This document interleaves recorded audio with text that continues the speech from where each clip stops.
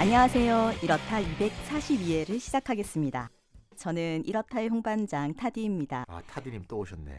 이제는 뭐 고향이 온 것 같네요. 아, 타디님 반갑습니다. 이러다 고정되시는 거 아니에요, 이거? 네, 아이고 아닙니다. 제가 또 예. 필요할 때 또 연락 주시면 또 함께 하도록 하겠습니다. 아, 글쎄, 마돈나님은 어디 미국에 가셨나? 네. 노래하시나?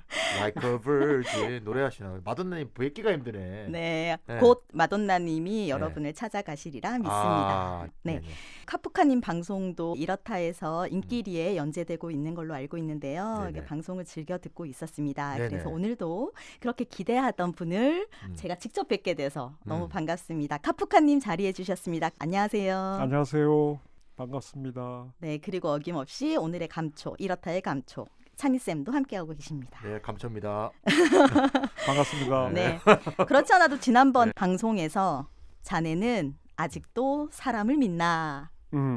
라는 것으로 어쨌든 시작된 방송이 조회수가 엄청 높았어요. 아, 그래요? 그래요? 네, 그래서 어. 저도 인상 깊게 들었던 기억이 납니다. 음. 그래서 오늘은 또 우리 카프카님께서 또 어떤 책, 어떤 이야기를 또 꾸러미를 짊어 오셨을지 기대가 아주 큽니다. 너무 지난 방송에서 너무 이분법적인 질문을 했던 거 아닌가? 아하, 네. 이타적이냐? 아, 아니냐? 이타적이냐 이기적이냐? 아. 사람이 선하냐 악하냐?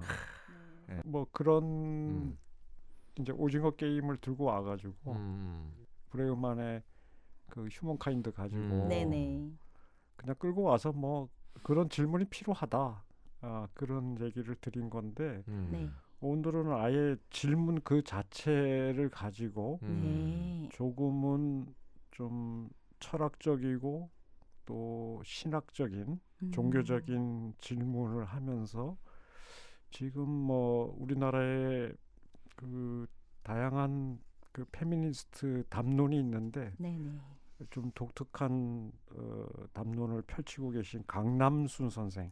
강남순. 네. 네. 네, 이분이 지금 미국 텍사스의 네. 크리스천 대학교 브라이트 신학대학원 거기에 이제 교수로 재직하시면서 네네. 대학원생들 예. 그 강의하는데 이 책에 제가 오늘 들고 온 책이 이분이 책이 한국에 굉장히 많이 나와 있어요. 오. 뭐 대중적으로는 매니큐어 하는 남자, 네, 그리고 네. 배움에 대하여, 용서에 대하여 이런 책들이 아, 있고요. 이거 뭔가 정의에 대하여, 어머에 관한 연작 시리즈 같네요. 예. 네, 원. 그리고 이제 뭐 안녕 내 이름은 페미니즘이야, 안녕 내 친구는 페미니즘이야, 페미니즘과 기독교, 뭐 하여튼 그 젠더와 종교, 페미니즘 뭐 이런 쪽에 굉장히 그러네요. 왕성한 네네. 활동을 하고 네. 여러 매체의 칼럼도 아주 열심히 쓰시는 분이에요. 음. 저는 개인적으로 그 지난 2009년부터인가요?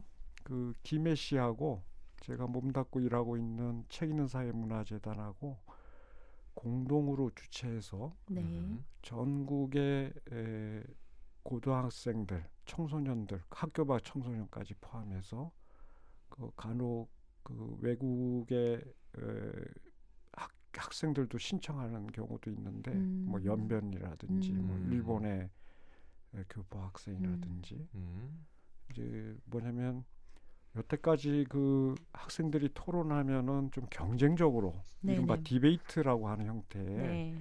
그 토론이 많은데 그렇게 해가지고는 안 되겠다.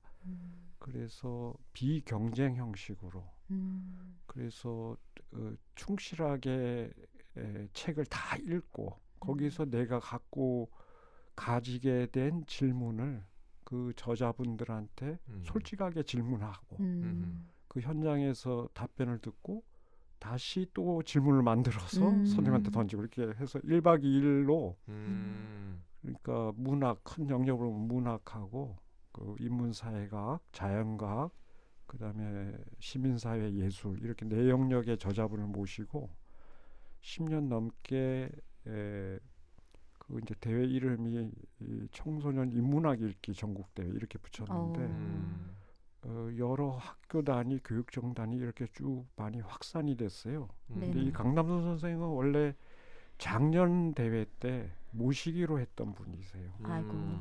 근데 이제 코로나 확산이고 더구나 이제 이 대회가 그 학생들 청소년 대상이기 때문에 아쉽게도 모시지 음. 못하고 대회가 무산된.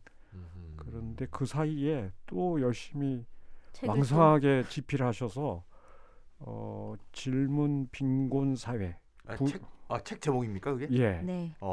근데 영어로 하면 questionless society. 번역 잘했네요. 네. 질문 없는 사회인데 그거를 질문 빈곤 빈곤 사회. 사회. 아하. 그래서 부제가 이래요. 나는 질문한다. 고로 존재한다. 야, 네. 이분 진짜 제목 잘 뽑는다. 예. 아까도 제목 쫙 나왔지만. 책을 네. 여러 편 예. 쓰셔서 그런데 이제 제가 이제 오늘 이 책을 들고 온 거는 음. 어떻게 하면 우리 사회가 질문 네. 풍요 사회가 될 건가. 아, 네. 그러니까 이제 진단으로 보면 아하. 이건 이제 여기 강 교수님, 강남순 선생께서 진단하는 부분에 상당 부분 공감하고요. 네네. 이 책이 이제 책의 구성으로 보면 그 5가지 이제 영역을 하면서 주로 칼럼 형태의 글들을 네. 좀 이렇게 저렇게 엮어서 책으로 묶어내셨는데 그래서 책 자체를 보면 상당히 짜임새 있게 조직됐다. 이렇게 얘기하기는 조금 아쉬운 부분이 있어요. 예, 독자로서는. 그런데 지금 이제 잘 아시다시피 이 한국 사회의 제일 큰 병폐가 뭔가? 그랬을 때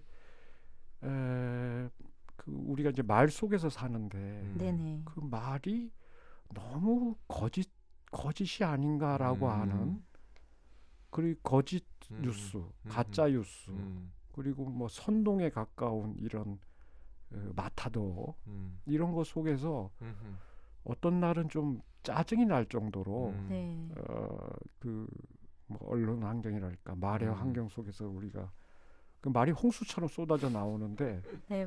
정말 열이 받치는 그런 날들이 많잖아요. 도대체 이 사람들이 왜 이런 식으로 그 진실에 기반하지 않는 거짓이 횡행하는 그거는 분명히 어떤 목적을 가지고 그런 말들을 퍼뜨리고 있는 건데 거기에 또 스스로 생각하거나 주체적으로 판단할 능력을 잃어버렸거나 또는 그냥 무방비로 그런 걸 받아들이는 이제 그런 회로 속에 이제 갇혀버리면 그냥 선동 당하는 거죠. 네.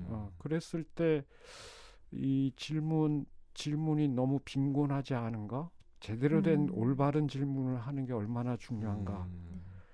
그 뭐 그런 생각 때문에 그런 걸 좀 문제 제기하고 더 이제 그 우리가 뭐 이분이 주장하는 부분에서 이제 또 뭐 성소수자든지 뭐 또 여러 가지 젠더 문제 뭐 이런 것들이 있는데 거기 이제 심층적으로 들어가면 상당한 논쟁거리가 있을 듯해요. 네. 근데 그런 것까지는 좀 내버려 두고 이거는 이제 이 책을 읽으시거나 좀 더 탐구하신 분들의 몫으로 돌려놓고 현재 수준에서 우리 앞에 당장의 현실로 있는 이 질문의 빈곤함 이것이 왜 이렇게 됐고 이걸 어떻게 바꿀 수 있는가 어떻게 하면 질문 풍요로운 사회 네. 풍성한 질문이 있고 그걸 그 속에서 우리가 한 사람의 시민으로서 또는 주권자로서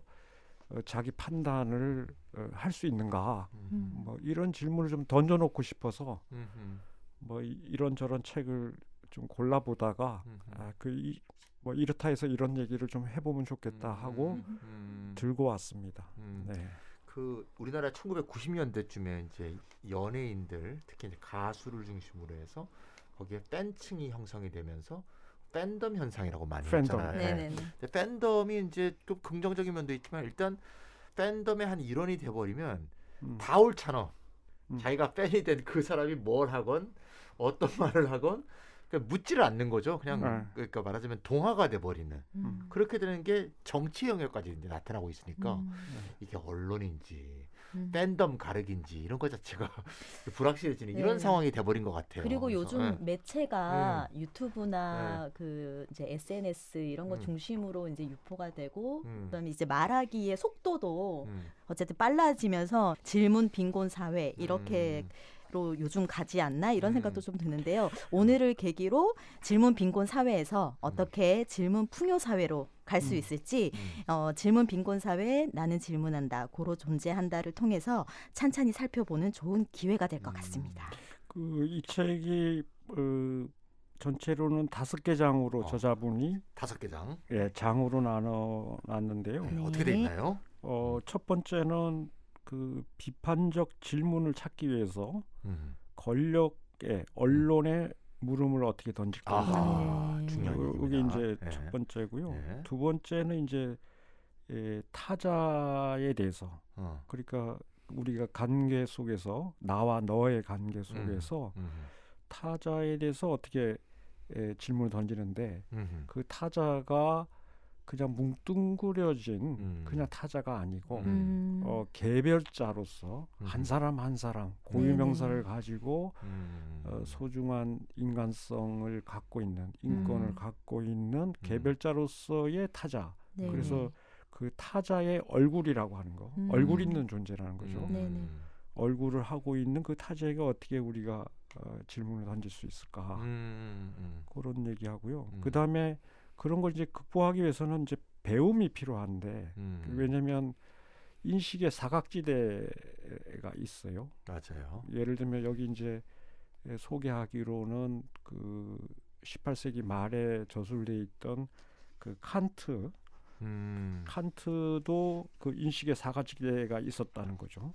그 예를 들면 이제 그 세계 시민으로서 코스모폴리탄으로서의 시민적 자질을 얘기하는데 거기에 여성이 빠져 있었다는 거예요. 칸트의 인식의 사각지대. 그렇겠죠. 네, 그래서 그거는 계속 지속돼서 뭐 아무리 자기가 인권을 옹호하고 뭐 장애인 소수자 뭐 또 여러 가지 그런 차별을 극복하는 자기 인식을 갖고 있다 하더라도 계속 그 인식의 사각지대를 메우기 위해서는 스스로 불편한 질문 앞에 배움이 가능하도록 이렇게 해야 되는데 그런 거 어떻게 할 건가? 뭐 이런 이제 얘기를 하고요. 네, 불편한 배움 느낌 네. 빠오네요. 네. 그래서 그 불편한 배움이 무슨 교육 제도도 이제 문제겠지만 어떻게 보면 끊임없이 배워야 되는 거죠. 사실. 맞습니다. 네. 이제 그런 네. 지점을 얘기하고 네.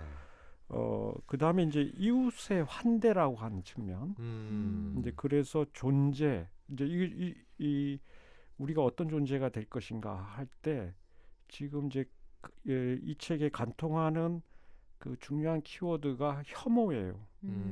나와 너를 완전히 분리해서 나와 다른 타자에 대해서는 공격을 한다든지 네네. 폭력을 행사한다든지 종교, 뭐 난민, 뭐 여러 가지 네. 걸려 있죠. 네. 그래서 그것을 어떻게 그런 이웃들 나와 다른 존재 그 이웃들을 환대할 수 있는가 이런 얘기 있고요. 끝으로는 이제 함께 잘 살아감. 이건 이제 자크 데리다라고 하는 프랑스 철학자가 있잖아요. 네네. 데리다. 그 철학자의 개념인데 이분이 이제 데리다도 공부를 하셨어요. 그래서 이게 이제 데리다가 그러니까 living well together인데 그걸 그냥 함께 잘 살아감 이렇게 번역하셨더라고요. 근데 그거 어떻게 할 거냐?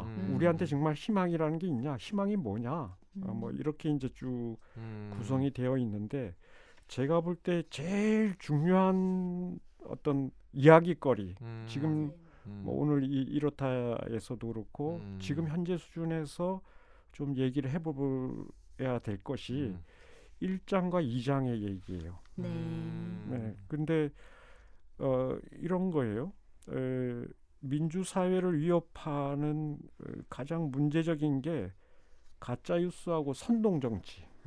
지금 뭐 대선 국면인데 지식인, 정치, 언론, 교육, 종교, 의료 여기 전문가라는 사람들이 뭐라 말을 자꾸 퍼뜨리는데 그 말 속에 어떤 권력에 대한 욕망이 도사리고 있어요. 네. 그래서 진실된 말을 하지 않고 자기의 그 권력욕에 작동된 오염된 그거 속에서 진실을 왜곡해서 그걸 퍼뜨리죠. 그래서 우리 대중이란 말도 굉장히 어렵게 생각이 되는데 그렇죠. 그 대중이 선동이 돼가지고 자기 생각 없이 상대 진영에 대해서 아주 공격적인 말들을 뱉어내거나 그렇죠. 행동을 하는 이제 그런 현실이 지금 우리가 2021년 뭐 민주공화국을 살고 있는데 아주 일반화된 거 아닌가? 네네. 지금. 일반화되어 있죠, 맞아요. 네. 그래서 그런 현실에 어떤 나와 다른 존재를 공공의 적으로 삼고 거기에 대한 증오나 혐오를 불러일으켜서 결과적으로는 이 민주사회의 근본을 뒤흔드는 그런 현실에 대해서 우리가 어떻게 생각해야 될 건가? 뭐 이제 최근 예를 들면 국회를 주변으로 논의를 하자면 뭐 언론 개혁해야 된다. 뭐 이런 얘기인데 저는 과연 언론 개혁 지금 얘기하는 언론 개혁으로 그게 해결될 수 있는 건가? 그러니까요. 뭐 이런 질문도 좀 물론 언론 개혁이라고 하는 게 필요하죠. 하나의 과정으로서 필요하지만 우리 사회의 그 뿌리 깊은 병폐를 해결하기 위해서는 그냥 언론 개혁이라고 또는 뭐 정치 개혁이라고 이렇게 개혁 담론으로 그걸 다 뭐랄까 해결할 수 있다라고 생각하는 건 굉장히 위험하다 오히려. 그래서 언론 개혁이란 표현도 오염돼 있잖아요, 사실은. 네. 다 그렇잖아요. 지금. 예. 정치 개혁도 그렇고. 예. 예. 그래서 이분이 이제 뭐 저는 뭐 정치 운동에 대해서 뭐 깊이 막 깊은 생각이 좀 저 자신한테 많이 부족한데 이분이 이제 트럼프 멘탈리티를 얘기해요. 네네. 그 트럼프 멘탈리티가 뭐냐면 사유하기를 포기한. 그래서 그냥 누군가 거짓 뉴스 왜곡된 진실을 전하면 거기에 포획돼 가지고 자기 사유를 안 하는 거죠. 그러니까요. 그래서 동원이 돼요. 네. 동원이 돼서 직접적으로 행동을 하지 않더라도 내면적으로는 이미 전체주의적인 덫에 갇혀서. 그렇죠. 그래서 이제 트럼프 같은 사람이 등장을 한 건데 이 트럼프 멘탈리티라고 하는 부분을 그 2장에 이제 나오는데 그 토니 슈바르차라는 사람이 있어요. 근데 이 사람은 트럼프가 젊었을 때 그 트럼프가 이제 부동산으로 돈을 많이 벌었잖아요. 맞습니다. 네, 그래서 이 그 트럼프의 자서전을 대필해 준 사람. 고스트라이터. 네, 고스트라이터인데 실제로 2010년대 이제 트럼프가 등장할 때부터 가장 트럼프를 괴롭혔다, 그러니까 반대하고 트럼프 안 된다. 그런 주장을 하고, 그래서 그 트럼프가 갖고 있는 멘탈리티가 뭐냐, 이거를 이제 이 토니 슈바르츠 사람이 이제 분석해가지고 뭐 옥스퍼드 대학에서 강의를 하거나 뭐 여러 가지 기고문에서 소개를 했는데 이 사람 뭐냐면 제대로 알 것 같아요. 첫 번째는 뭐냐면 진실과 사실이 아닌 왜곡된 정보를 고의로 조작한다는 거죠. 또 두 번째는 사회의 공공적 이득, 공동선 이런 게 목적이 아니고 자기 자신이나 또는 자신이 속한 집단, 그 집단의 이기적인 목적을 위해서 뭔가 한다는 거죠. 네, 세 번째는 왜곡된 정보와 거짓이 정체가 밝혀져서요. 근데 아무 사과도 안 해. 요게 이제 트럼프 멘탈리티라는 거예요. 중요하다 이거. 그런데 지금 이 트럼프 멘탈리티라고 하는 게 지금 이제 극적으로 드러나는 게 그 미국의 국회의사당을 점거 사건이 있었잖아요. 네네. 정말 미국의 민주주의 역사에서도 있을 수 없는 일이죠. 있을 수 없는 일이었잖아요. 네. 우리가 이제 지금 뭐 젊은 우리 학생들이 민주주의 역사를 배울 때 그렇게 배우는지는 잘 모르겠습니다만은 제가 이제 학창 시절에 배울 때는 무슨 미국의 민주주의는 무슨 모델인 것처럼 더구나 이제 삼권 분립, 삼권 분립부터 해서 이제 하나의 모형으로 배워왔잖아요. 그렇죠. 예. 그리고 특히 이제 우리가 그 2차 세계 대전 이후에 뭐 남한과 북한 뭐 이래가지고 미국인이 군정을 하기도 했고 미국식 민주주의라고 하는 걸 우리가 학습했었던 기억이 있고 그런 어떤 원리에 입각해서 또 뭐 예를 들면 4.19 혁명도 직간접적으로 영향을 받았던 그렇죠. 뭐 그렇게 얘기할 수 있는 그렇죠, 건데 그렇죠. 미국이 저래? 뭐 이런 식으로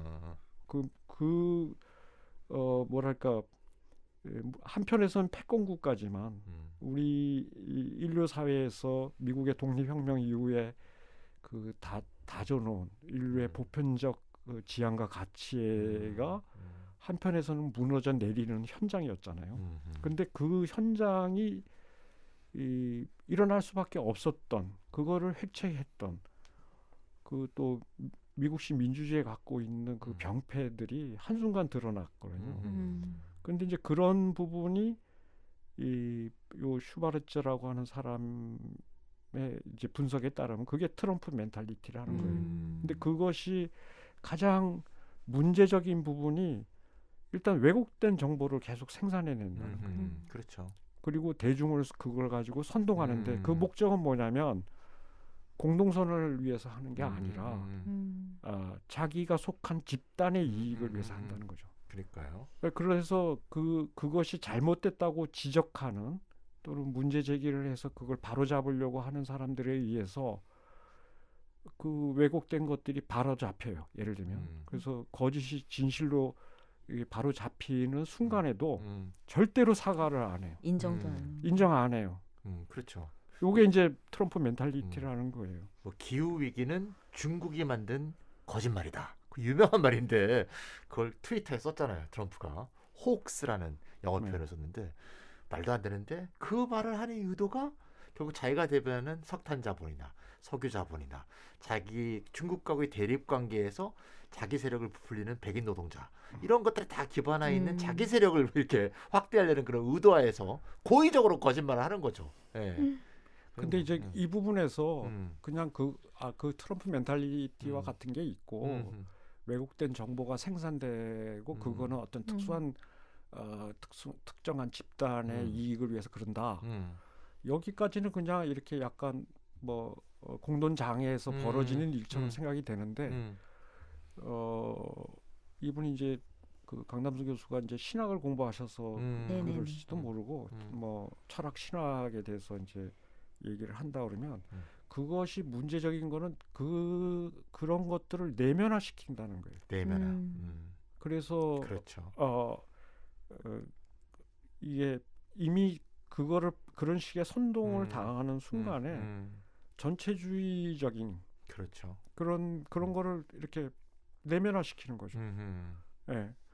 그래서 내가 내 스스로 어떤 질문을 하고 문제 제기하고 생각하고 이거 왜 이러지라고 이제 그런 그러니까 생각학인데 사유학인데 그런 것이 정지된 그런 사회 속에서 살고 있는 대중이랄까. 근데 이 대중의 그 기반 위에 뭐가 있냐면 그 전체주의가 있는 거죠. 최근에 이제 코로나 관련해서 제가 며칠 전에 기사를 봤는데 지금 이제 오늘이 2021년 11월 24일인데 이건 녹음을 하는 날이요. 근데 이제 유럽이 그 제4차 코로나 그 웨이브 그 파동이 나가지고 뭐 오스트리아 같은 나라는 다시 봉쇄, 락다운에 들어가고 뭐 그러고 있는데 벨기에의 벨지움, 그 벨기에 브뤼셀 그 한복판에서 네네. 거의 폭동이 일어나요. 음. 또 독일도 뭐 위태위태하고 뭐 그런데 이제 심지어 뭐 발포가 있었다 뭐 이런 뉴스도 나오는데 심각해요. 근데 이제 재밌는 기사가 뭐냐면 독일이 지난 올해 이제 총선이 있었죠. 총선이 있었는데 독일의 그 동부권역 그 동부권역이 그 AfD 그리고 이제 독일을 위한 대안. 예, 그게 Alternative for Deutschland라고 하는 그 극우 정당이 있는데 가설이 뭐냐면은 그 정파적으로 극우 세력과 안티백서, 백신을 맞기를 거부하는 어떤 그 집단 간에 상호 연관성이 있는가? 뭐 이런 거를 누가 이제 조사를 했는데 그게 상당히 연관성이 있다는 거예요. 제가 최근에 본 기사의 내용이. 그러니까요. 예, 그러니까 이제 그 지금 제가 말씀드리는 뭐냐면 뭐 백신에 대한 음모론이 많잖아요. 네네. 근데 그 음모로 정말 이게 뭐 과학적인 데이터나 이런 것들을 확인하지 않고 백신을 맞으면 어떻게 된다. 백신은 뭐 그 숨어 있는 무슨 뭐 세계 정부가 어쩌고저쩌고 뭐 이런 식의 여러 가지 코스모폴리타니즘 뭐 음모론이 있는데 거기에 이제 선동을 당하는 거죠. 네네. 세계 각국의 정부가 시민들의 안전을 위해서 백신을 맞기를 권하고 있는데 지금 그런데 그거에 이제 그거는 개인의 자유지 뭐 그래가지고 이제 거리로 나오는 거예요. 이게 뭐 왜 내가 백신 패스가 필요해? 나는 그냥 식당에 가서 밥 먹고 뭐 다 하고 싶어. 그래가지고 거리 나가서 막 시위를 하는 거예요. 그런데 그렇게 선동되는 안티백서들의 물론 그렇게 생각할 수도 있는데 그게 이제 선동의 기제가 있거든요. 그랬을 때 그런 거 그렇게 된 위에 이런 전체주의적인 그 정치적 자양분 그런 게 뿌리 내릴 가능성이 농후하다. 그랬을 때 문제의 지점은 저는 그거라고 생각이 들어요. 그러니까 그걸 내면화하는 거. 이 전체주의 사회 방식의 특징은 뭐냐면 특히 또 이제 문제가 되는 거. 우리 사회 이거 정말 또 문제인데 혐오하고 차별하는 거예요. 그리고 이 서사는 아주 꼼꼼하고 세심하고 작은 서사가 아니고 큰 서사들이에요. 거대 서사들. 저쪽 당파는 어째저째. 뭐 예를 들면 뭐 우리 사회에서 그런 거대 서사 중에 제일 뭐 오랫동안 병폐로 드러났던 것이 지역주의 같은 거죠. 뭐 호남은 어때? 경남은 어때? 뭐 이런 식으로 강원도는 어때? 충청도 이런 식의 그 지연에 근거해가지고 개별 한 사람 한 사람의 정치적 인식이나 뭐 의견을 생각하고 판단하는 것이 아니고 그냥 뭉뚱그려서 거대하게 만들어가지고 그냥 치부해버리는 거죠. 예. 근데 여기 이제 이분 또 이제 신학을 공부하셨는데 이것도 한번 또 생각해봐야 돼. 지금 우리 현실의 문제인데 이분은 뭐냐면 우리가 이제 목숨을 다루는 생명을 다루는 아주 중요한 세 영역이 있고 이 영역에는 특히 이 성숙한 사람이 봉직해서 그 인간의 생명을 보호할 의무가 있다. 그 분야를 세 가지로 나누는데 하나가 뭐냐면 의학이에요. 그 의료인들. 또 하나가 신학, 그 종교인들이죠. 뭐 기독교, 불교 뭐 등등등. 또 하나가 법학이에요. 법조인들. 근데 이 성숙한 사람들이 봉직을 해서 그 하나는 뭐랄까 몸뚱어리 신체로서의 그 생명 또 정신으로서의 생명 또 사회적 생명 이런 걸 지킬 의무가 있잖아요. 이런 사람들은 자기가 그 열심히 공부해서 그런데 현대는 거꾸로 이런 사람들이 자기의 이해관계로 움직이면서 거꾸로 생명 파괴 행위를 하고 있다. 이 문제가 어떻게 해결해야 되나? 이건 좀 심각한 것 같아요. 특히 우리 사회는 맞아요. 이게 그러니까 이제 요 의학, 신학, 법학 뭐 예를 들면 지금 이제 며칠 전에 네. 고등학교 3학년 재수생 뭐 등등등 해서 네. 대학 수학 능력 시험이 치러지고 뭐 각 학교에서는 진학 지도를 하고 그러는데 또 학부모님들도 그렇고 이게 이 세 영역이 어떻게 보면 가장 선호하는 그러니까 어떤 소명의식 우리가 인간으로서 인간의 생명을 지키고 뭐 이런 목적으로 여기에 우리 젊은 학생들 청년들이 투신하는 게 아니고 야 거기 가면 뭐 돈을 많이 벌어 뭐. 돈 많이 벌면 잘 살아. 권력도 높아져. 권력도 높아져. 그리고는 어떤 뭐라고 표현할까요? 카르텔이랄까요? 그 딱 집단의 이기로 지금 우리 사회에서 제일 문제적 집단인 것 같아요. 이 세 영역이 제가 볼 때. 특히 정치인들 대부분 법조인들이죠 요새. 참. 그러니까 뭔가 학문으로서 얘기하면 물론 기술적인 거, 예를 들면 수술을 한다든지 무슨 뭐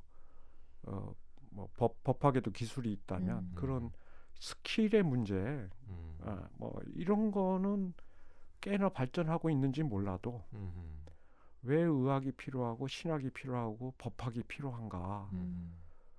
이런 부분에는 우리 사회가 전면적으로 실패하고 있는 건 아닌가? 그런 얘기들이 이제 이 책의 1장 이런 부분인데 저는 그 이번에 이제 이렇다 위해서 이런 책 저런 책 검토하다가 이런 부분 비판적 사유를 막는 그것이 완전히 공동화되도록 하는 이제 그런 부분에 우리 사회가 자각을 하고 그것에 대한 아주 작지만 의미 있는 실천들을 계속 하지 않는다면 그런다면 언제든지 이 트럼프 멘탈리티와 같은 그러면서 전체주의가 자랄 그런 자양분이 너무 농후한 사회다. 이거 어떻게 해야 되지? 뭐 이런 부분 이런 이제 생각하면서 뭐 부분적으로는 뭐 여러 가지 또 논의를 해야겠지만 상당히 공감하면서 제가 이 책을 읽었습니다. 네, 아이고 이 말씀을 듣다 보니까 이게 참 점점 답답해지는데 너무 답답해요. 엄청 답답합니다. 그래서 사실 가면 갈수록 사실 저희도 이제 좀 많이 살았잖아요. 개선되기보다는 점점 심해지는 게 아닌가 싶고 정부가 여러 번 바뀌었지 않습니까? 바뀌면서도 점점 더 심해지는 것 같기도 하고 최근에 특히 뭐 정당들이 이제 대선 후보를 이제 선출하는 내부 경선하는 걸 거쳤잖아요. 내부 경선에서 표의 분포 상태만 보더라도 그 혐오를 굉장히 일삼는 어떤 예비 후보가 20, 30대 남성들한테 엄청난 표를 받은 걸 보면서 이거 앞으로 사회가 어떻게 굴러가는 것인가 이거를 꼭 반대편이 뭘 잘못했다만 갖고 설명하기 어려운 어떤 그런 전체주의적 사고 윤리가 작동하는 게 아닌가 하는 생각이 좀 들었거든요. 그런 의미에서 그 2장에서 얘기해서 묻고 있는 타자의 얼굴에 물음 묻기. 당신은 그에게 어떤 사람인가. 요 이제 2장의 내용과도 이어지는 것 같은데요. 그럼 우리는 어떤 타자? 이 개별적으로 한 명 한 명 다 있는 개개인의 사람들에게 어떤 또 질문을 던지고 어떤 사람인지 비추어서 또 생각해보는 것으로 자연스럽게 이어갈 수 있을 것 같아요. 이 장에서 이제 중요한 키워드는 저는 얼굴이라고 생각을 했어요. 그 이제 저도 그런데 오늘도 지금 낮에 무슨 행사를 하고 왔는데 그게 뭐냐면은 이제 우리가 독서 동아리를 지원을 해요. 네네. 그런데 그냥 그 뭐 원고 그분 이제 또 동아리 활동을 하면서 이런 책을 읽었다. 우리 동아리들은 뭐 이래서 좋았다. 이런 게 부족했다. 이제 이렇게 이제 글로 읽었을 때 하고 오늘 그분들이 이제 직접 등장하셔서 네. 뭐 예를 들면 이런 거예요. 뭐 이주 여성분들이 이 동아리를 만드셨는데요. 뭐 거기에 어느 나라에서 이주하셨는지 이렇게 얼굴만 봐서는 잘 모르겠는데 동남아시아 쪽일 것 같은데 네. 떠듬떠듬 한국어 책을 해서 사전을 찾으면서 읽어요 뭐 하면서 이렇게 얘기를 네. 하는데 얼굴이 있는 거예요. 네. 그렇죠. 그러니까 우리가 그냥 이주 여성이라는 단어 뒤에 그 구체적인 얼굴이 있다. 그래서 그냥 뭉뚱그려서 우리가 이제 추상적인 단어로 쓸 수밖에 없는 용어들이 있어요. 남성, 여성. 근데 그 남성이라는 얼굴을 갖고 있는 사람은 없어요, 사실은. 그렇죠. 예, 우리 찬희 쌤이 얼굴이 있고, 예, 여성으로서는 이제 타디님, 예, 구체적인 얼굴을 갖고 있잖아요. 그러니까 그 얼굴을 우리가 맞닥뜨려야 한다. 이 장의 가장 중요한 어떤 메시지라고 저는 생각이 드는데, 그러니까 우리가 뭔가 글을 읽고 또는 어떤 사건과 마주치고 어떤 보도를 접하고 누가 정치 지도자가 얘기하는 어떤 얘기를 들을 때도 그렇게 추상적인 언어로 표현할 수밖에 없을지도 몰라요. 뭐라고 하든 간에 그것을. 그런데 우리가 우리의 사유를 발전시키고 뭔가 작은 변화라도 일으키려면 그런 단어를 떠올렸을 때 그것이 구체적인 얼굴을 갖고 있는 사람으로서 특히 사람을 말한다면 뭐 그렇게 등장해야 한다는 거죠. 그랬을 때 뭔가 변화를 촉발시킬 수 있다고 생각이 들어요. 그 예를 들면 이런 거죠. 그러니까 나는 숨 쉴 수 없다. 요게 이제 어떤 얘기냐면 2014년에 뉴욕시 경찰관이 흑인이 목을 눌렀어요. 이게 막 그거 이제 영상도 뜨고 뭐 이래가지고 전 세계적으로 난리 나고 그렇죠. 뭡니까 그 블랙 메탈스? 네, 블랙 메탈스. 네, 그러니까 여전히 흑인은 문제적이라고 하는 운동이 일어나고 막 흑인이 그런, 중요하다. 네, 중요하다 이런 식의 이제 운동이 났는데 이분이 이제 얘기하냐면 그 나는 숨 쉴 수 없다라고 하는 사건 이거는 이제 우리나라에서 일어나는 다양한 사건을 다 얘기해도 되는데 이분이 이제 미국에서 지금 공부하고 가르치시니까 미국 사례를 드신 것 같은데 그리고 또 이렇다 해서 샘프레님이 한번 또 소개해 주신 적도 이분이 있고. 뭐냐면 그 나는 숨 쉴 수 없다 이렇게 다운표 쳐가지고 그 흑인의 목소리인데 그냥 흑인 남성의 목소리 이래버리면 그 소리는 들리긴 하지만 그냥 영어로 표현하면 히어링이라는 거죠. 왕왕왕왕 울리는 소리로만 들려요. 그런데 그 남성의 이름이 에릭 가르너다. 그리고 그 사람의 얼굴이 있잖아요. 그 개별자의 목소리로 우리가 저 사람이 얼마나 아팠을까, 얼마나 괴로웠을까, 나는 숨을 쉴 수가 없어요 하고 이렇게 절규했을 때 그 절규를 귀 기울여 듣는 거, 그 영어로 하면 이제 listening, 집중하는 거죠. 거기 하고 그거에 대해서 스스로 느끼고 공감하는 거, 그런 게 이제 필요한 건데, 그래서 이제 이제 에릭 가르너의 사건으로 보면 그 정황을 둘러싼 그 사건의 주변에 5가지 종류의 사람이 있다는 거예요. 하나는 그 가르너에게 직접적으로 가해한 사람들이 있죠. 네네. 네. 어떤 사건이든 그런 사람이 있고, 두 번째는 피해자가 있어요. 직접적인 피해자가 있어요. 그 가르너는 이제 그렇게 해서 죽게 돼. 근데 요 조금 더 원을 키워보면은 그런 가해가 일어나도록 영향을 미치거나 그걸 묵인하거나 그걸 또 돕기도 하는 그런 간접적인 가해자가 있어요.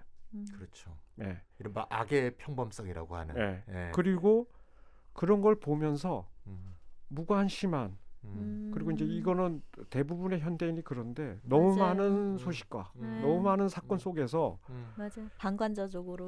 그냥 그러니까 제일 문제적인 게 이제 무관심이라는 건데 네. 방관보다도 무관심이 더 무서운 건데 하여튼 맞아요. 무관심한 방관자. 그러니까요. 영어에서 리슨의 뜻이 pay attention이거든요. 그러니까 귀를 기울이는 거. attention은 없으면 리슨하지 않는 거예요. 예. 그러니까 그런데 우리에게 지금 현재 필요한 건 뭐냐면은 저희를 보고 듣게 돼요. 예. 그런데 그랬을 때 야, 왜 때려? 왜 죽게 만들었어?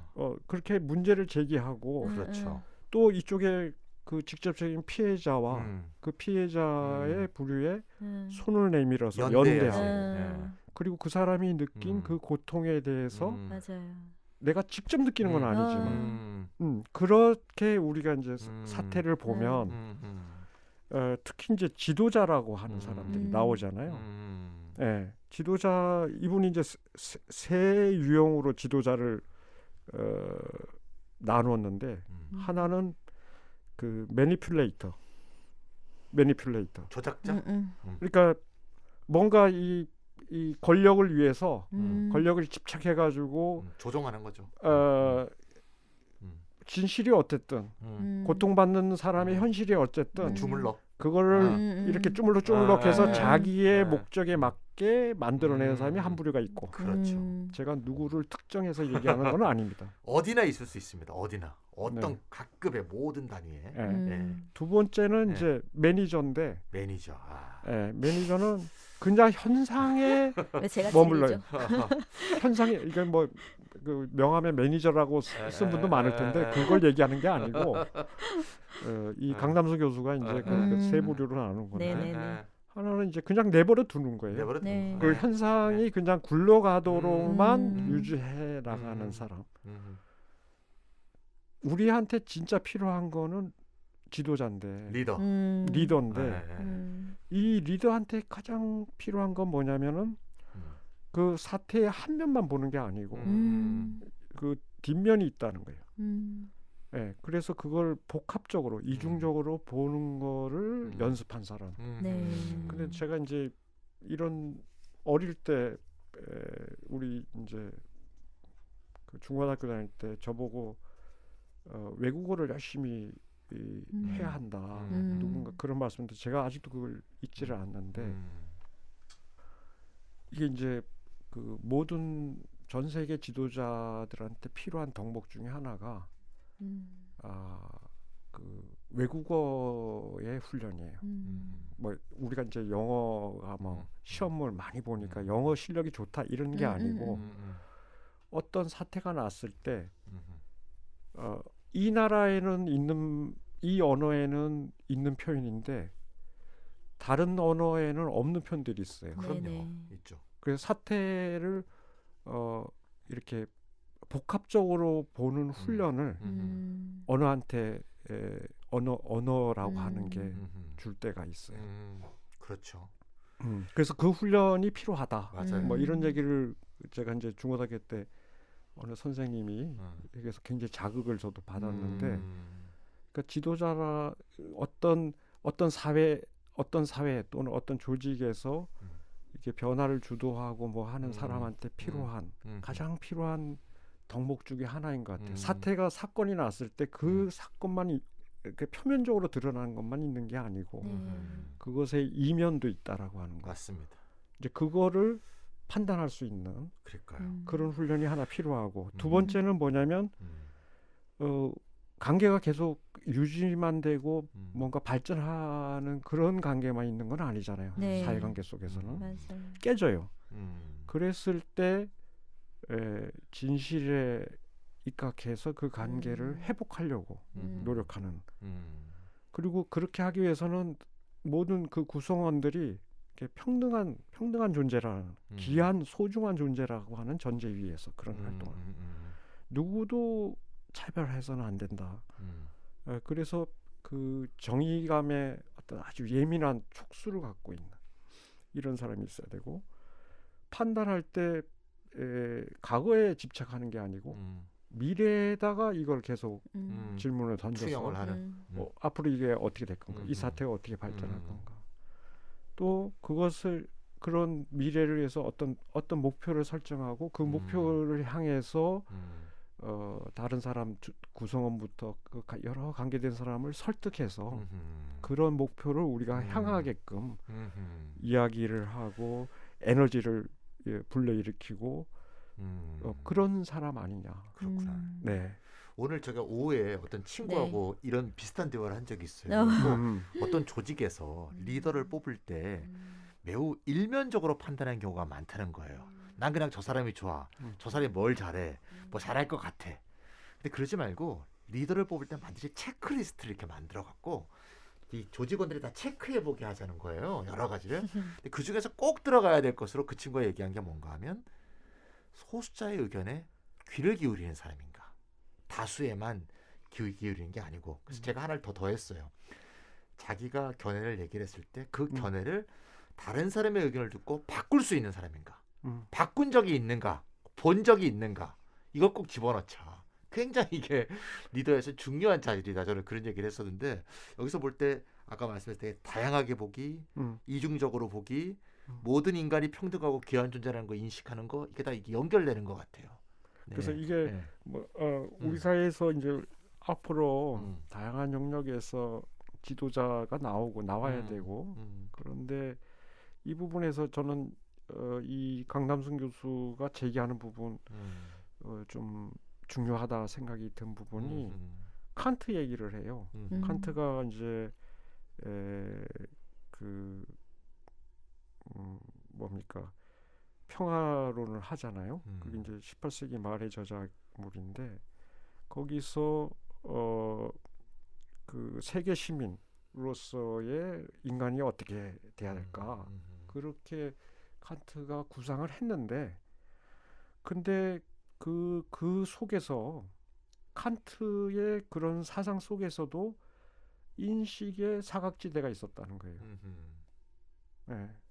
그거는 뭐 그 이후의 사상가인 마르크스도 마찬가지였고 그러니까 뭐냐면 지금 우리 눈으로 보면 도저히 진짜 받아들이기 어려운 답답한 구석이 있었던 거죠.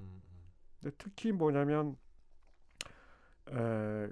인간을 구성한 합리적 존재를 칸트가 이제 생각을 했던 건데 사실 그 칸트의 인식 속에는 여성이 빠져 있었다는 거죠. 칸트조차도 그 인식의 사각지대가 있었는데 여기서 이 인식의 사각지대라고 하는 그 지적이 굉장히 중요한 게 저도 마찬가지입니다만은 특히 뭐 저 같은 사람은 더 그럴 거예요. 한국 사회 남성인데다가 이미 이제 50대인데다가 또 뭐 어디 출신 뭐 이런 식으로 이제 얘기하면 사람이 야 이제 꼰대 이럴지 모르는데 뭐냐면 그 얘기하는 게 뭐냐면 저 사람은 여기서 얘기하는 인식의 사각지대가 엄청 많은 사람일 가능성이 높다는 거죠. 근데 이제 이분이 이런 거 얘기를 해. 사례로 우리가 이제 유관순이라고 하는 그 독립 그 투쟁사에서 이렇게 돌아가신 그 3.1운동 과정에서 그 유관순이라는 분이 있잖아요. 근데 우리가 그 유관순 누나로만 부른다는 거죠. 그렇게 호명을 할 때 우리 사회 전체가 그 인식의 사각지대로 빠진다. 유관순은 지금 나이 보면 누나일 수가 없잖아요. 근데 이제 그런 소녀로서 어쨌다, 뭐 여학생으로서 어쨌다라고 하는 그런 식의 이제 호명에 갖고 있는 그 문제점이 있다는 거예요. 이제 그런 거를 예민하게 받아들이느냐. 또 이제 이거 제가 좀 재밌는 사례라고 생각했다. 저는 이분 작품 아직 읽어보지를 못했어요. 소효인이라는 시인이 있는데 시집 원고를 다 정리해서 펴내는데 작품집이 여수라는 시집인데 아직 제가 못 봤습니다. 근데 전부 다시 보아가지고 자기가 쓰는 어떤 표현 중에 좀 혐오적인 표현이 있었는가, 또는 뭐 어떤 차별적인 특히 뭐 여성에 대해서 뭐 그런 표현이 있었는가. 그랬을 때 어떤 작품은 고치기도 하고. 그러니까 그 작품을 처음에 썼을 때는 인식의 사각지대 속에 있어서 네, 맞아. 미처 못 봤던 거를 다시 어떤 자기가 그 사각지대에서 빠져나와서 새로운 눈을 가지고 그 작품을 다시가 자기 작품이죠. 읽으면서 이건 빼, 이건 표현을 고쳐, 이 작품은 안 되겠어, 싫으면 안 되겠어, 이렇게 했다는 거예요. 예, 그래서 그런 건 굉장히 중요한 것 같아요. 그러게요. 사례로서. 그랬을 때 우리가 그 세 번째 이제 물음으로 이어질 것도 같아요. 그런 사각지대가 발생하는 건 또 이렇게 배워나가는 과정에서 이미 익숙해져 버린 관행, 그럼에도 불구하고 끊임없이 고민해야 되는 대안, 뭐 이런 것에 대한 물음 묻기로도 이어지는 것 같은데요. 그래서 한국 사회에 이제 더욱더 지금 시기에 필요한 이제 불편한 배움들, 이런 것들이 또 이야기가 이어질 수도 있을 것 같습니다. 그 이제 강남수 교수가 그러면 이제 어떻게 할 거냐. 네네.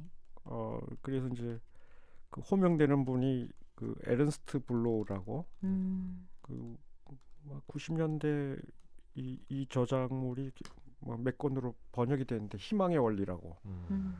그 새로운 세계를 향한 인간의 꿈이라는 게 그 낮에 꾸는 꿈인데, 네. 백일몽.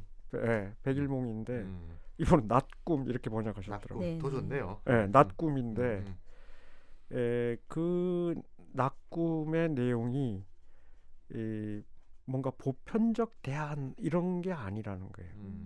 오히려 아주 작은 이야기들.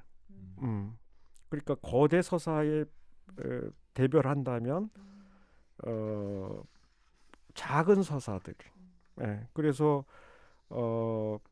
그 거대 서사만으로 계속 얘기하는 것은 우리가 이제 어린이라든지 여성, 장애인, 성소수자, 또 빈곤층, 이런 사회 이게 변두리에 있었던 그분들을 계속 고착시킨다는 거예요.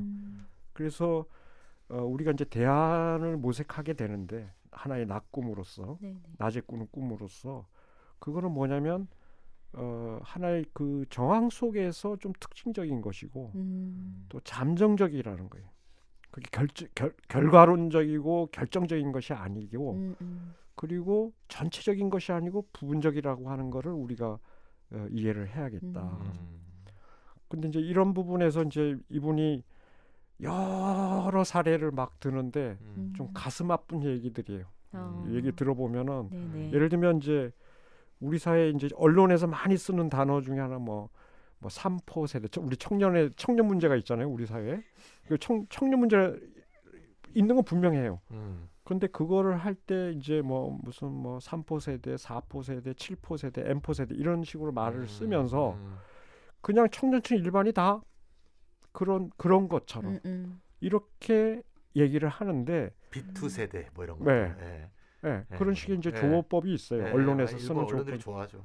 근데 이거는 냉소주의를 확산해요, 사실. 그렇죠. 따져보면은. 그렇죠. 그래서 정말 우리 사회가 지니고 있는 청년 문제가 어떠한가에 대해서 비판적 성찰을 언어 속에다 다 밀어넣고 그냥 판단 정지를 해버리는 거죠. 그렇죠. 이거 곤란하다는 거예요. 그다음에 이제 여성 문제가 있는데, 예를 들면 이제 이분이 사례로 드는 게 올해 7월에 용해인 의원이 59일 된 아기를 안고 국회를 등원했어요. 이건 이제 미국에서도 이제 그런 사례가 있는데, 그렇죠. 그래서 그렇게 한 거는 그거 자체가 임신이라든지 출산이라든지 양육이라든지 이게 이제 사회 정치적 사건인데, 그것을 통해서 이 국회 국가적 공론장인 국회에 아이를 동반할 수 있게 하자. 그거로서의 정치적 액션이었다는 거예요. 근데 뭐 이런 얘기. 그다음에 이제 또 작년에 이제 돌아가신 루스 베이더 긴즈버그라고 하는 아주 여성 미국 대법관 돌아가셨는데 이분 얘기가 워낙 많아요. 그렇죠. 그래서 뭐 이 얘기도 쭉 하시고 그다음에 이제 이거 가슴 아픈 얘기인데 올해 6월에 서울대학교의 한 청소 노동자가 다른 데서 죽은 것도 아니고 학교에서 죽었어요. 그렇죠, 맞아요. 예. 그래서 이제 제가 이 책으로 알았는데 그 마이클 샌델이 정의란 무엇인가 뭐 우리나라에 한때 베스트셀러였잖아요. 그랬죠. 근데 작년에 메리트의 폭정, 요게 이제 능력 중심 사회, 능력 위주 사회, 뭐라고 번역해야 될까요? 하여튼 그런 사회에 우리 사회가 이제 지금 뭐 그 가장 많이 쓰는 단어로 공정, 공평 이런 단어인데 그게 이제 그 능력 중심 사회의 용어인데 메리토크라시, 능력 중심 사회, 능력 위주 사회. 그런데 그 메리트의 폭정, 이건 아직 번역이 안 된 것 같아요. 근데 요거 책을 소개하는데 이 그 능력 중심으로 사유하는 것이 어떻게 민주주의 사회를 파괴하는가. 요거 이제 샌델이 논파했다고 그래요. 네. 근데 이제 제가 이제 여기 인용문을 좀 적어왔는데 요 담론, 여기 지금 인용된 담론 한국에서 지금 횡행하고 있어요. 횡행하죠. 한번 보세요. 나는 요런 대우는 마땅히 내가 받을 만해. 요런 식의 능력 중심주의의 가치관에 사로잡힐 때 자신보다 능력이 없어 보이는 이들을 패자라고 생각하는 집단적 사회적 인식이 확산된다는 거예요. 루저. 네. 그래서 그 능력 중심 사회, 메리토크라시는 한 사회의 사람을 승자와 패자로 나눠요. 그 승자인 능력자들은 스스로 자신의 특권을 갖고 있다고 생각해요. 근데 우리가 민주사회라고 그랬을 때, 민주주의라고 했을 때 궁극적으로는 모든 사람이 자유롭고 모든 사람이 평등하는 할 수 있도록 그걸 어떻게 제도화하고 현실할 것인가 이런 걸 하는 그 공동선의 모색이 있어야 하는 건데 요 능력 중심주의라고 하는 건 그거를 뿌리부터 사실은 뒤흔드는 거예요. 네. 그래서 이제 한 예로 이 코로나 사태에 필수 노동자라는 표현을 많이 써요. 네. 그렇죠. 근데 과거에는 이 필수 노동자들이 눈에 보이지도 않았어요. 우리가 이제 지금 한국만한 배달 사회가 없는데 배달의 민족이어서 그러냐 뭐 이런 우스개도 있을 정도로. 근데 과거에는 그 배달하시는 분들을 뭐 필수 노동자 이렇게까지는 얘기 안 했거든요. 네네. 네. 또는 뭐 그 눈에 잘 보이지는 않지만 꼭 필요한 일을 하시는 분들. 그렇지만 뭐 사회적으로 잘 대우를 받고 있냐? 그렇지 않다고요. 그런데 이분들을 코로나가 되니까 이렇게 표현하는 거죠. 영어 표현이 essential worker인데 필수 노동자. 근데 한국은 지금 그 이 메리토크라시 능력 중심주의 사회로서의 그거하고 시장 경제가 결합돼 있기 때문에 코로나 현실에서는 필수 노동자라고 그러지만 사실 코로나가 없다 그러면 이분들을 누가 인정하겠어요.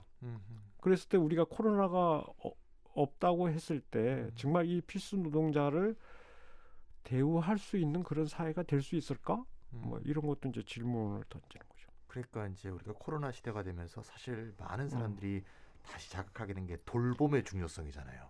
최근에 제가 글을 하나 읽은 거를 제가 한번 읽어드리고 싶은데 이런 책을 읽었어요. 타인의 취약함을 돌보는 일은 모든 이들이 스스로의 취약함을 경험하게 한다는 점에서 중요하다. 이는 자기 자신을 보호자로 생각하는 자아도취적 확신을 버리는데 중요한 첫걸음이다. 다른 말로 성장 사회의 인류학적 핵심을 버리는 길이기도 하다. 외국인이 쓴 말인데요. 갑자기 그 말이 생각이 나서 제가 찾아서 한번 읽어드렸습니다. 또 이제 특히 남성들이 이렇게 바뀌어야 된다는 얘기를 하는 겁니다. 이게 지금. 그래서 또 이제 중요한 거 반지성주의가 행해하고 있다는 거예요. 한국에. 근데 이제 이 반지성주의 용어를 적극적으로 썼던 리처드 호프스테터라는 분인데, 근데 이분이 이런 걸 언급을 해요. 지난 9월에 2021년 9월 16일인데 이게 한국경제신문에 나온 얘기예요. 네. 대통령 후보로 나온 전 검찰총장의 발언이다. 뭐냐? 인문학이라는 것은 공학이나 자연과학 분야를 공부하며 병행해도 되는 것이다. 이렇게 하는데 뭘 모르는 건 그거 자체로 문제가 아닌데 그 모른다는 거 그거를 오히려 권력 확장에 이용하고 결과적으로 다른 사람까지 이렇게 잘못된 생각을 갖도록 하는 거는 너무 큰 문제다. 또 하나 이제 또 뭐 이건 쭉 사례들인데요. 네네. 또 최근에는 한국이 이제 선진국이다.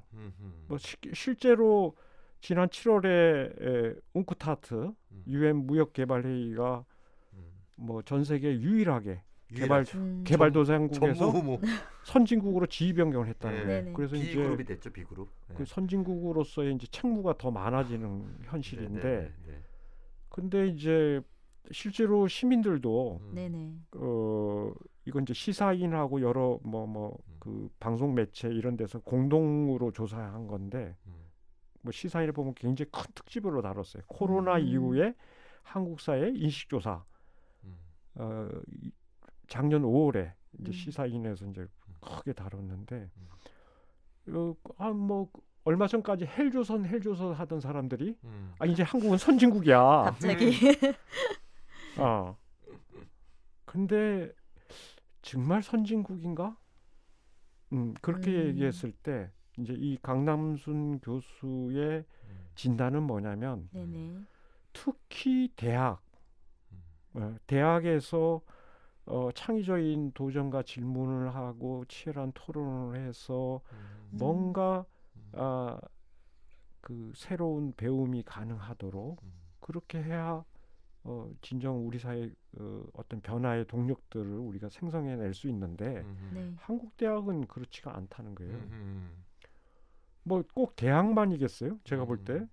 그러니까 여러 가지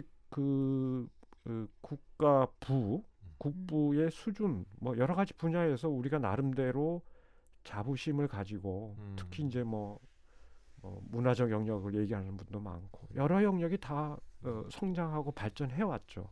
해왔는데 이 이제 강 교수의 이 질문 빈곤 사회로 얘기하면 질문이 빈곤한 사회를 어떻게 선진국이라고 얘기할 수 있냐.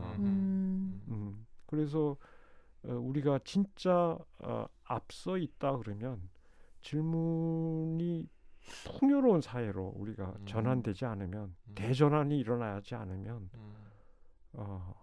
그 선진국이라 하기 어렵다. 단순히 물질적 부만으로 그걸 얘기할 수 없고 그 이분이 이제 한국 대학이 갖고 있는 그 좀 단순하게 하면 깝깝한 측면들이 있잖아요. 근데 그런 거 변화시켜야 된다. 네. 그랬을 때 이제 여기 이제 굉장히 중요한 뭐 이 책 전체의 핵심이라고 할 수 있는데 불편한 배움을 얘기해요. 네. 기존에 아까 이제 칸트를 얘기하면서 인식의 사각지대를 얘기했잖아요. 네네. 근데 그 인식의 사각지대를 깨트리거나 뭔가 이게 거기에 구멍을 내는 일은 사실 개인으로 보면 굉장히 고통스러운 일이거든요. 네네.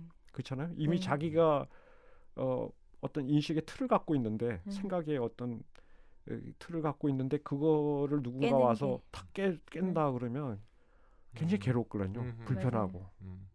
왜냐하면 사실은 질문을 던진다는 것 자체가 힘든 일이에요. 그게 고통스럽고 너무나 많은 노력이 필요하기 때문에 질문을 던지는 것을 우리가 방기하는 거죠. 그냥 알았어. 뭐 이런 식으로 넘어가자 하는 식으로. 그래서 이분이 이제 얘기하는 게 뭐 이 개념어를 쓰셨는데 탈자연화해야 된다. 그러니까 변할 수 없어. 이건 당연한 거야. 자연스러운 일이야. 라고 했을 때 그것을 벗어나는 거. 그랬을 때 꼭 필요한 건 뭐냐면 뿌리 물음, 루트 퀘션이라는데 뿌리 물음이 뭐냐면은 근본적인 물음이겠죠. 예, 근본적인 질문을 우리가 던져야 된다는 거예요. 당연하다고 생각하는 거에 대해서 다시 또 끊임없이 묻고 질문하고. 또 묻고 근본으로 들어가서 다시 묻고 이렇게 했을 때 우리가 뭔가 대안적인 새로운 세계를 상상하거나 또는 그것을 위해서 몸부림치면서 모색해 나가는 그런 가능성이 열린다는 거예요. 그러니까 저 정말 좋은 말씀 많이 하시는데 이 불편한 배움이란 말은 저는 진짜 느낌이 팍 오는데 제가 이제 이 사회 활동을 이렇게 이제 뭐 여러 곳에서 활동을 하다 보면 많이 느끼는 게 최근에 이제 우리나라 많은 사람들이 또 배워야 될 중요한 불편한 배움 중에 하나가 페미니즘 아니겠습니까? 근데 가끔 이렇게 항의하시는 분들이 있어. 페미니즘이 왜 나에게 자꾸 배우라, 공부해라 라고 얘기하냐 하는 거예요. 그게 오히려 좀 폭정이 아니냐라고 이의를 제기하는 분들이 가끔 특히 남성분들 경우에 많아요. 근데 저는 거꾸로 생각해봐요. 그러니까 배움은 원래 불편해야 되거든요.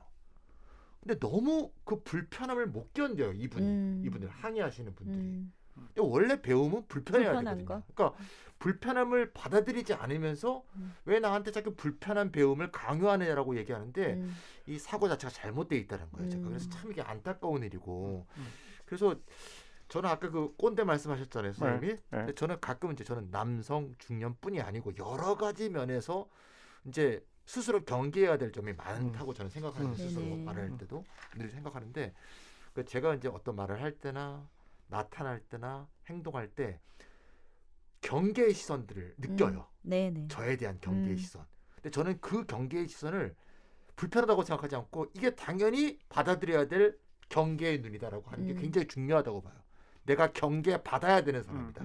끊임없이 나에게 경계해 주는 것을 즐거워해야 되고 기꺼워해야 되고 그게 나를 발전시키는 원동력이라고 느끼지 못하면 배움이 없을 거라고 봐요. 그래서 그런 항의하시는 분들한테 꼭 그런 얘기를 해주고 싶은데 그게 참 평행선을 달리는 게 참 안타깝다. 저는 그런 생각 많이 해요. 우리 찬희 쌤은 상당히 그 폭넓은 사회 활동을 하시면서 열려 계신 분일 거라 생각이 들고 있는데 저만 해도 지금 이 책에 뭐 이런저런 우리 강남석 교수의 질문 빈곤 사회를 빌어 뭐 이런저런 얘기를 하지만 저는 사실 그렇게 뭐 그런가? 그런 생각은 많이 합니다. 그러니까 이게 내가 이미 갖고 있는 생각들을 이렇게 흔들어대는 그런 질문이라고 하는 거는 사실 두려운 질문들이에요. 그렇죠. 이미 내가 이제 이 여러 경로로 내가 정보나 지식을 얻고 삶의 경험 속에서 갖고 있는 생각인데 그 생각이 너무나 당연한 듯이 살고 있는데 그거 그런 게 아니야 라고 얘기할 때 굉장히 힘들거든요, 사실은. 그리고 어려워요. 사실 그 질문 앞에 맞닥뜨리는 것이 굉장히 힘들고 어려운 일이에요. 그래서 그 우리 사회의 어떤 성숙 지금 뭐 중요한 하여튼의 그 정치 국면이긴 하지만 그렇지만 더 중요한 거는 자꾸 이제 그런 부분에 대해서 우리가 문제 제기를 하지 않는다면 근본적인 문제 제기를 하지 않는다면 그거는 이제 단기적으로 대통령 선거를 하면 5년짜리밖에 안 되는 거죠. 우리나라가. 맞아요. 네, 그래서 여기 사장은 제가 이제 시간 2분이 그래서 이제 장애인 문제라든지 가족주의, 탈가족주의, 새로운 가족 문제, 외국인 혐오, 난민 또 뭐 이런 것들을 쭉 하는데 여기서 이제 우리 현실에 확 집어서 얘기하는 부분 이분이 이제 신학자니까 어떤 얘기를 하냐면 이런 표현은 뭐 제가 처음 봤어요. 혐오의 종교로 한국 기독교가 변질하고 있다. 그래서 이 정치와 혐오의 종교로 변질된 기독교와 미디어가 우리 사회를 파괴하는 삼각동맹을 맺고 있다. 이렇게 진단해요. 정치, 네네. 미디어, 종교. 맞습니다. 근데 그래서 이분이 이제 문제 제기하는 게 뭐냐면 이런 표현 이게 제가 한 표현이 아니고요. 네. 책에 이 나온다. 강남순 네. 교수의 네. 책에 나오는 네. 표현인데 예수 주식회사. 아, 이 예수 주식회사를 어떻게 볼까 할 거냐. 이제 그 사례로 드는 게 지금 이제 포괄적 차별금지법이 네네. 꽤 오래전에 이게 이제 입법 시도가 있었잖아요. 네. 근데 뭐 6번, 7번 했는데 아직도 맞습니다. 이게 통과가 안 되고 있다. 근데 그 통과를 막는 네. 가장 중요한 네네. 세력이 한국의 기독교다. 그렇죠. 이건 이제 제가 진단하는 게 아니고 이 강 교수의 진단이에요. 뭐 사실 그렇습니다. 예. 지금 국회 앞에서 이제 농성도 지금 하고 있는데 예. 저도 내일 농성 들어가는데 저희는 내일 녹색당에서 내일 하루 종일 지키게 돼 있거든요. 네네. 내일 제가 농성할 건데. 그래서 이제 이 강 이게 참 교수의 문제구나. 그 책에 있는 거를 조금 음, 이제 단문으로 옮겨 보면 굉장히 음. 복잡한 논의를 전개하시는데 이 한국의 기독교 혐오의 종교를 변질된 한국의 기독교 예수 주식회사가 얼마나 반성서적이고 반기독교적이냐 이런 지적이 콱콱 들어가 있어요. 이제 결론적으로 한번 네. 가보시죠. 예. 그럼 어떻게 이제 살아가야 됩니까? 우리가 지금 잘 아까 살아가기 위해. 함께 잘 살아가면는데 이거 이제 네. 탈성장에서도 비슷한 표현 많이 쓰거든요. 콘비비엘러티라는 표현 쓰거든요. 그 저기 비슷한 말인 것 같은데요. 그거는 일리치 일리치가 쓴 말이죠. 콘비비엘러티. 예. 같이 같이 생명력 생명력 있게. 활력을 이뤄내면서 네. 가는가. 공생공락 이렇게 번역하면서 공생공락. 하는데. 예. 뭐 이분도 이제 5장이 좀 약소해요. 제가 볼 때. 다른 아, 장에 비해서. 왜냐하면 이미 드러난 진단, 질문 없음에 대한 질문이 빈곤한 거에 대해서는 우리가 쉽게 공감할 만한 그런 진단을 많이 내리고 계신데 이 책이 이제 책 제목도 그렇듯이 질문이 풍요로운 사회로 어떻게 가야 될 거냐. 그러니까요. 이거는 이제 우리 몫인 것 같아요. 네. 우리 고민인데 여기서 이제 하나의 결론으로 제가 이제 이 강 교수의 책에서 끄집어내 온다면 그 이제 김종서 선생의 녹색평론 최근에 이제 뭐 그 30주년 하고 휴관을 했는데 그 책에 이제 창간사를 다시 또 싣고 그랬더라고요. 근데 그 중에 그 창간사의 가장 핵심 질문이 우리에게 희망은 있는가 한데 진짜 그렇게 묻고 싶은 거죠. 우리에게 정말 희망이 있는가. 그랬을 때 희망은 여기 있다라고 얘기하는 거는 다 가짜 같아요. 제 생각에. 오히려. 그러네요. 네, 그러니까 맞아요. 보다 좀 나은 삶이 있을까? 또는 아까 이제 그 리빙 웰 투게더 아까 콘비비얼리티 뭐 예를 들면 그런 어떤 지향이 있다 하면 그것이 어디메까? 라고 질문하면서 그런 보다 더 좀 괜찮은 삶, 살만한 삶, 인간다운 삶, 인간다운 사회, 좋은 사회 이걸 위해 몸부림치는 거 어떻게 좀 해보자.